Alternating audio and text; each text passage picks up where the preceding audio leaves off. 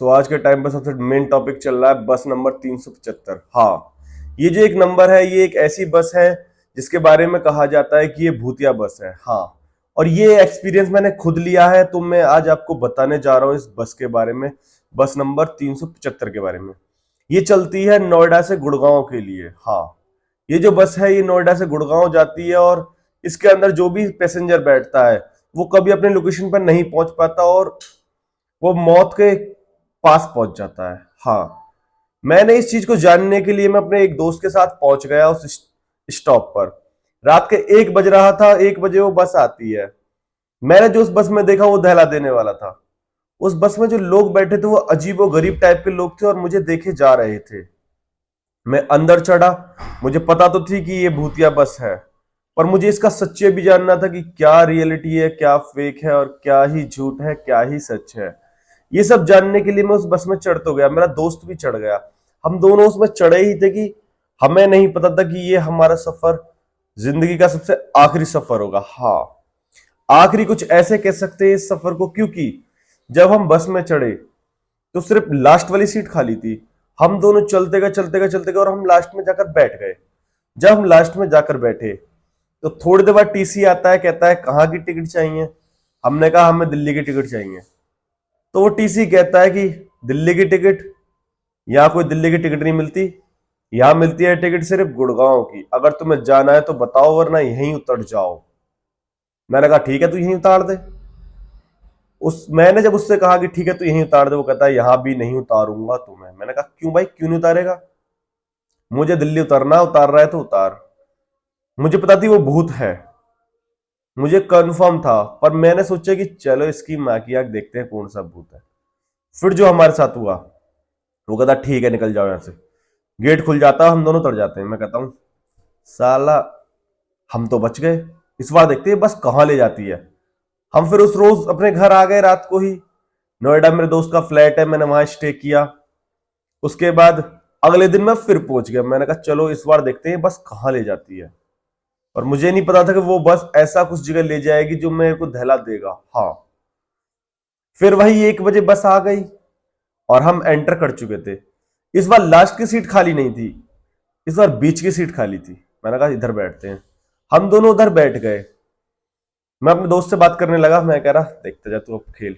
वहां के जो लोग थे बस के वो अजीब व गरीब थे, किसी का चेहरा अजीब सा है, कोई घूर रहा है मुझे तो कोई कुछ और सोच रहा है और आपस में कोई बात ही नहीं कर रहा था। हाँ, मुझे खुद समझ में नहीं आया कि ये क्या हो रहा है, क्यों हो रहा है, किस लिए हो रहा है। मैंने इस चीज को इग्नोर करते हुए कहा आगे छोड़ो, बैठे रहो बैठे रहो बैठे रहो। थोड़ी देर बाद टीसी आता है मेरे पास, कहता है टिकट टिकट टिकट। मैं कहता हूं मेरे पास टिकट नहीं है, मुझे गुड़गांव की टिकट चाहिए। तो वो कहता है ठीक है गुड़गांव की टिकट मैं आपको दे देता हूँ। एक पर्ची सी देता है, उस पर जो डेट लिखी होती है, तारीख तो आज की होती है पर साल लिखा होता है 2022। मैं कहता हूँ साला 2022 लिखा हुआ है। मैं अपने दोस्तों को दिखाता हूँ देखिए क्या है। वो कहता भाई ये कैसे लिखा हुआ है? मैंने कहा यही तो इस बस का राज है। मैं चलने लगा। जैसे ही हमारी बस लोकेशन पर पहुंचने ही वाली थी तो मैंने देखा कि बस एक दूसरे कट को मुड़ गई है और वो जंगल की तरफ जा रहा है। मैंने देखा कि वो बस जंगल की तरफ जाने लगी है। लोग तो कहते थे उसको भूतिया बस है वो, पर उसका कुछ और ही सच था। वो बस असली में जंगल की तरफ नहीं, वो नर्क की तरफ जाती थी। जो उसके अंदर एक बार बैठ गया वो कभी नहीं बसता। वो बस चले जा रही है चले जा रही है चले जा रही है। मैं देखता हूं कि एक जगह पर जाकर वो बस रुक जाती है। मैंने कहा भाई ये क्या हुआ? मैं और मेरा दोस्त दोनों खिड़की की तरफ देख रहे थे। बस बंद हो जाती है और उसका जो पैसेंजर होते हैं वो सारे खड़े हो जाते हैं। मैं कहता हूं चलो मैं भी खड़ा हो जाता हूं। मैं भी खड़ा हो जाता हूं। सारे नीचे उतर जाते हैं और एक लाइन में चलने लग जाते हैं। मैं कहता हूं भाई ये कैसे चल रहा है? मैं चले जा रहा हूं चले जा रहा हूं चले जा रहा हूं। उसके बाद जो मेरे साथ हुआ वो दहला देने वाला था। मैं और मेरा दोस्त हम दोनों ही उस लाइन में जस्ट बीच में घुस गए। फिर जो हमने देखा वो एक जगह पर जाते हैं उस जंगल में जहां पर बड़े से भगोने जिनमें जिनमें की खून वाली चीजें बनाई जा रही हैं, मांस को पकाया जा रहा है। मैं उस चीज को देख के डर जाता हूं। मेरे दोस्त तो पूरा ही घबरा जाता है, कहता है भाई ये क्या हो रहा है? मैं कहता हूं इन लोगों की तरह ही रिएक्ट करता रहा, चुपचाप अगर तुझे जिंदा रहना है तो। ऐसे करते करते हमें 3 बज गए और उन लोगों की दावतें चल रही हैं। मैं कह रहा हूं यार ये कैसी बस है जो कि मतलब मांस मूस खा रही है। अजीबो गरीब टाइप का हादसा हमारी आंखों के सामने हो रहा था और हम इस हादसे को ना चाहकर भी भुला नहीं पा रहे थे। हमने सोचा कि चलो कोई नहीं, जैसा है वो सही है, उसके बाद जो होता है। एक आदमी आके कहता है स्टॉप खत्म हो गया है, पार्टी खत्म हो चुकी है, जल्दी जाकर अपनी बस में बैठ जाओ, अब हमें नर्क भी तो जाना है।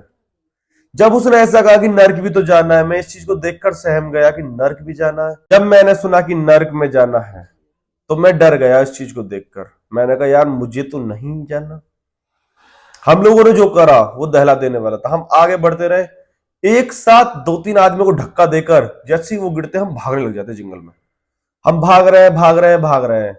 ये बस जो थी ये इतनी भयंकर हो जाएगी हमें नहीं पता था। कुछ पैसेंजर्स हमारे पीछे पड़ गए और वो हमारे पीछे भागे जा रहे हैं, भागे जा रहे हैं, भागे जा रहे हैं। हम एक पेड़ के पीछे जाके छुप गए। हम लोगों ने जो देखा वो दहला देने वाला था। वो लोग वहां पहुंचने के बाद थोड़ी देर खड़े रहते हैं और चारों तरफ देखते हैं और वापस जाकर उस बस में घुस जाते हैं। मैंने उन लोगों को उस बस में घुसते हुए क्लियरली देखा। मैंने कहा यार ये लोग कैसे बस में घुस रहे हैं। वो बस स्टार्ट हुई, उस बस में लाइट भी नहीं जली और वो चली गई। हम लोगों की जब सुबह हुई तो हमने देखा कि गुड़गांव के एक घने जंगल में हम लोग पड़े हैं और हम लोगों ने 6 घंटे लगा दिए उस जंगल से बाहर निकलने में। और जैसे ही हम उस जंगल से बाहर निकले, एक स्टॉप आया, वहां से हम लोगों ने लिफ्ट ली और लिफ्ट लेकर अपने घर पहुंचे। और फिर हम लोगों ने इस पूरी स्टोरी को अच्छे से एक दूसरे से डिस्कस करा और इस स्टोरी को सोचा कि यहां पर सुना दिया जाए। तो ये जो बस नंबर है इसमें आप ना चढ़े, क्योंकि ये बस नंबर जो है आप लोगों के साथ कुछ भी कर सकता है, कुछ भी कर सकता है। और इसमें जो चढ़ा है वो आज तक जिंदा नहीं बचा। कहा तो यही जाता है हम बचकर निकल आए तो हमारी शायद किस्मत थी। बाकी अगर स्टोरी पसंद आई है तो इसको लाइक शेयर सब्सक्राइब कर देना। और हाँ, मौसी वाली स्टोरी डाली हुई है उसको जरूर देखिए। मेरी मौसी जी के ऊपर जिन्नात आ गए थे, उनको बचाना नामुमकिन जैसा हो गया था और वो कैसे करके बची वो पूरी कहानी मैंने डिटेल में समझाई है। जल्दी जाइए और जाकर देखिए। और अगर आपके पास भी कोई स्टोरी है तो उसे जल्दी से मुझे सुना दीजिए, मैं उसको यहां पर डालूंगा और आपका नाम भी लिया जाएगा और प्रॉपरली आपकी स्टोरी पूरी दुनिया को सुनाई जाएगी। तो बाकी लाइक शेयर सब्सक्राइब कर ही देना और शेयर